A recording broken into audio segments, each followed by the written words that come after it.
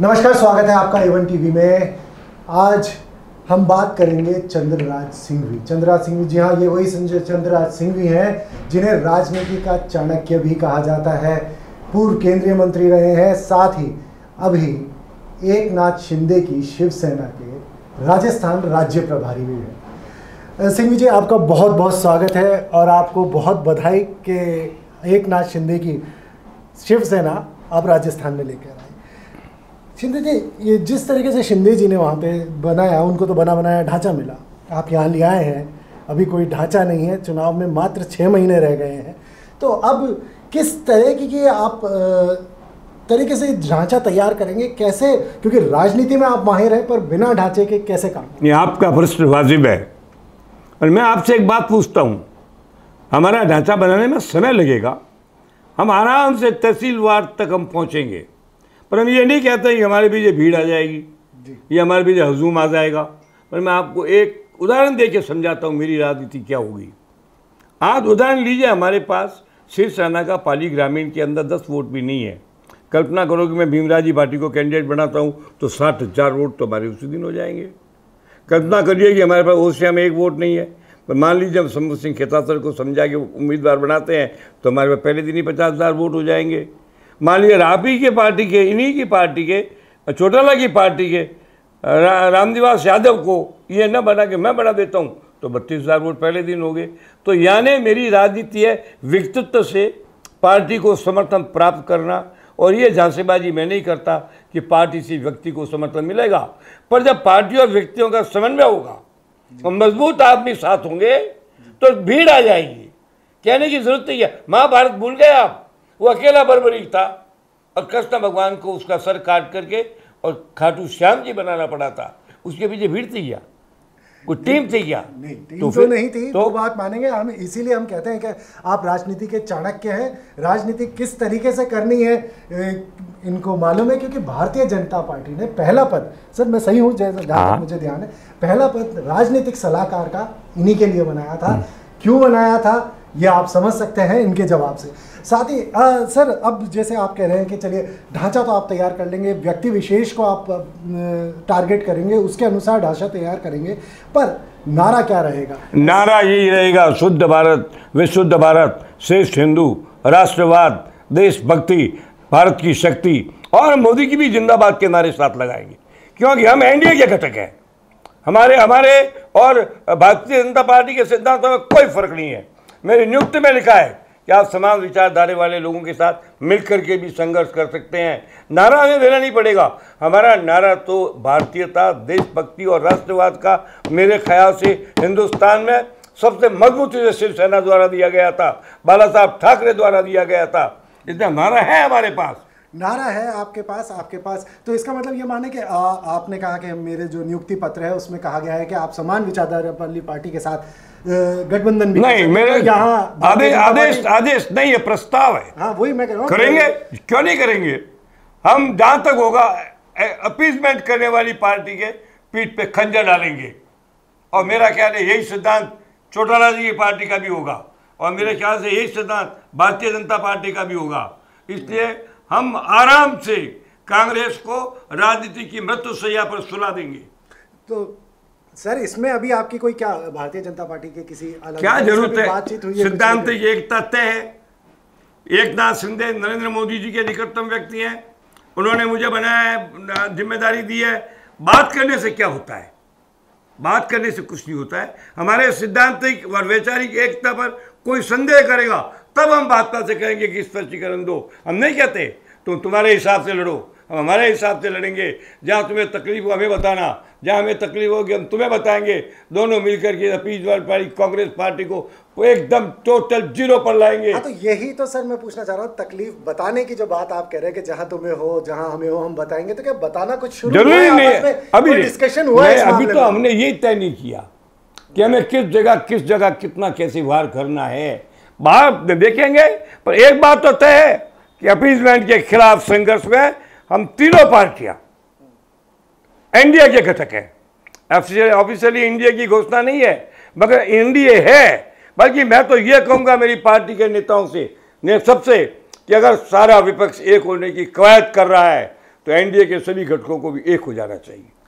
Sir ये बात आपने कही कि सबको एक हो जाना चाहिए, पर एक चीज़ यहाँ पे आपने ये भी कही कि अभी हमने तैयारी नहीं की है, तो वो प्रश्न वापस खड़ा हो गया कि यक्ष प्रश्न है, तैयारी समय कम। व्यक्तियों का चुनाव चालू है, व्यक्तियों की सूची बहुत बड़ी है, हमारे साथ लड़ने वालों की संख्या बहुत ज़्यादा है, मगर अब सवाल ये है कि हम ये देखेंगे, कुछ लोग हमारे में ऐसे भी हैं जो पहले भाजपा का टिकट लेने के हमने उसको छूट दी है, जाओ ले लो, मिले तो हमारा ना नहीं, समर्थन फिर भी रहेगा, नहीं मिले तो हम तैयार, हमारा इनकार नहीं।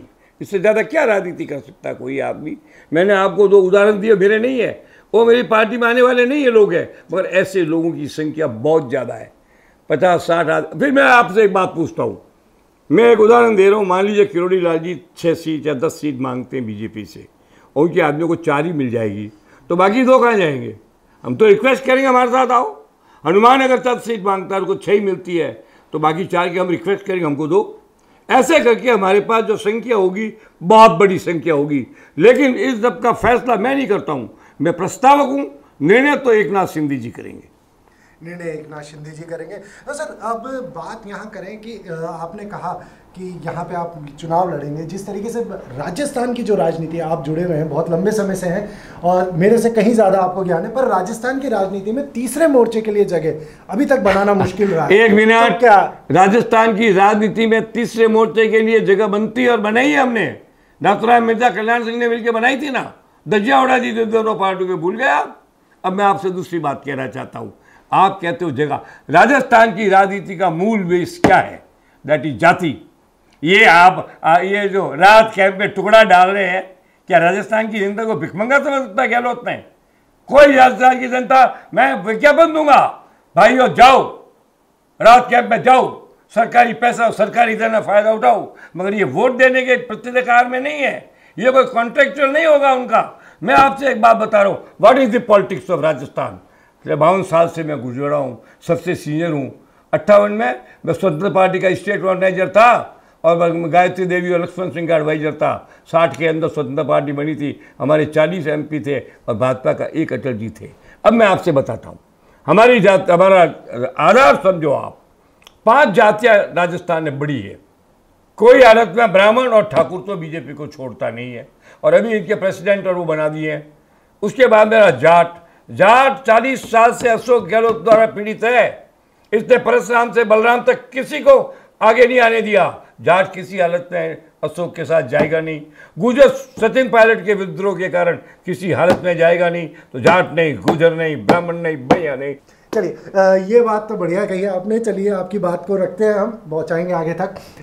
अब ये बात करें सर कि आपका साथ रहा, कांग्रेस के साथ भी आप रहे, भाजपा के साथ भी आप रहे और दलों के साथ भी आप रहे, एक लंबा राजनीतिक सफर करके आप यहाँ आए। तो इस समय जो चुनाव होने वाला है, जिस तरीके से राजस्थान में इस समय 2023 का जो चुनाव है, लगातार पार्टियां आ रही हैं और एक घमासान ऐसा लग रहा है बहुत जबरदस्त होने वाला है, तो आपको क्या लगता है किस तरीके का चुनाव रहने वाला है? इस तरह का रहने वाला है कि कांग्रेस जब यहाँ से हार, राजनीतिक विश्लेषक के तौर पर मैं बता रहा हूँ, कांग्रेस जब यहाँ से हार के जाएगी तो गीत गाती जाएगी, बड़े बेआबरू होकर तेरे कूचे से हम निकले।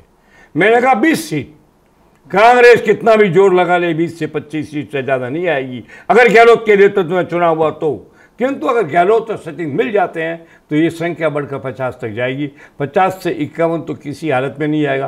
ताश में जिस प्रकार 52 के बाद जोकर का पत्ता हो, उस प्रकार की स्थिति कांग्रेस की होगी। सर आपने कहा गहलोत और सचिन मिल जाते हैं, आपको क्या लगता है मिलेंगे दोनों? मैं तो कभी नहीं चाहूँगा कि मिले। सचिन का भविष्य खराब कर दिया, बर्बाद कर दिया उसे, सारी मेहनत उसने की, राज में वो आया और अंत में जब 6 MLA की कमी पड़ी तो वो निर्णय मेरे घर में हुआ। मुझसे मिलने के लिए अहमद पटेल, मुकुल वासनिक और राजीव शुक्ला आए थे। मेरा चूंकि भाजपा के तत्कालीन नेताओं से विरोध था, मैंने 6 सीट दी, मेरे घर पर आकर के आप देना, और मैंने उसी दिन 6 सीट के अंदर, ये सरकार तो 1 सीट में बनी है, अगर मैं अपने 6 आदमी नहीं देता तो सरकार कैसे बनती। मगर अनग्रेटफुलनेस की सीमा है, वो कांग्रेस में है।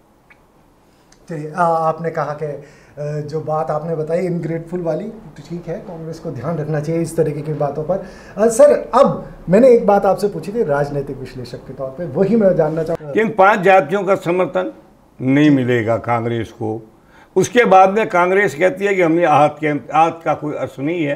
ये 4.5 साल तक राजस्थान आहत कैंप में था, अब उसके गांव पर मलम लगाने के लिए राहत कैंप लाया गहलोत, कोई फर्क नहीं पड़ेगा। विश्लेषण बता रहा हूँ। तो कोई जाति है ही नहीं जो कांग्रेस के साथ जुड़े। जाटों के 5 टुकड़े हैं, कौन सी जाति है इनके साथ? लोटास अलग ले जाएगा तो कोटासा का हिस्सा बहुत छोटा है। सुभाष मैरिया इधर बीजेपी में आ चुका है, इधर चौटाला की पार्टी बीजेपी के साथ गठबंधन की बात कर चुकी है। जाट कहाँ है?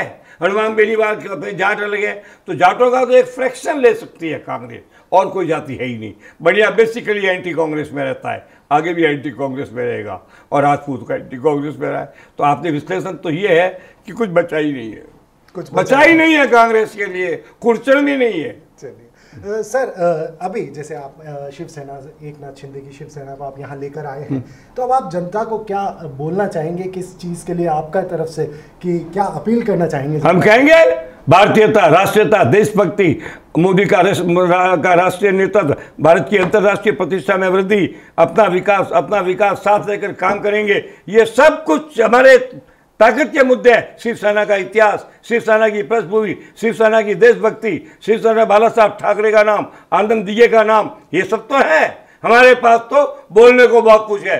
कांग्रेस क्या बोलेगी? बफर्स की बात बोलेगी। कांग्रेस किसकी बात बोलेगी? हाँ, कोई जमाना था जब कांग्रेस इंदिरा गांधी जवाहर का नाम ले सकती थी। अब कांग्रेस वाले लेने के लिए क्या है बताइए ना आप मेरे को, कुछ है ही नहीं। कांग्रेस की क्या स्थिति है? उस खाट की तरह है जिस पर यह नारा मशहूर है, 2 ईंच घटे 2 शीश घटे और 4 घटे से पाया, फूटी टूटी खाट कटा तू लाया। वो कांग्रेस की स्थिति है। तो ये चंद्रराज सिंह जी हमारे साथ थे, जिन्होंने ये बताया कि किस तरीके से एकनाथ शिंदे की शिवसेना राजस्थान में आगे बढ़ेगी। हालांकि अभी पूरा रोड मैप तैयार नहीं है। जब रोड मैप तैयार होगा तो A1 टीवी पे इनसे गुजारिश करेंगे दोबारा आने की, दोबारा इनसे बात करेंगे, समझेंगे कि शिवसेना राजस्थान में, एकनाथ शिंदे की शिवसेना राजस्थान में किस तरीके से चुनाव लड़ेगी। तब तक आप बने रहिए A1 टीवी के साथ। नमस्कार।